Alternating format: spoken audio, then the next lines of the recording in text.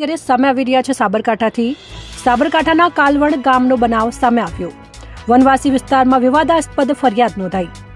ડોલવાણી range forest વિભાગ કાલવણ ગામે દિવાલ બનાવવા બાબતે બબાલ। દિવાલ બનાવવાને લઈને પથ્થરમારો તેમજ બબાલ કરતા ફોરેસ્ટ વિભાગના કર્મચારીઓ ઘાયલ થયા। કાલવણ ખાતેની જમીન વિવાદને લઈને ફોરેસ્ટ વિભાગ તેમજ સ્થાનિક પરિવાર સામે સરકારી કામમાં દખલગીરીની નોંધાવી ફરિયાદ।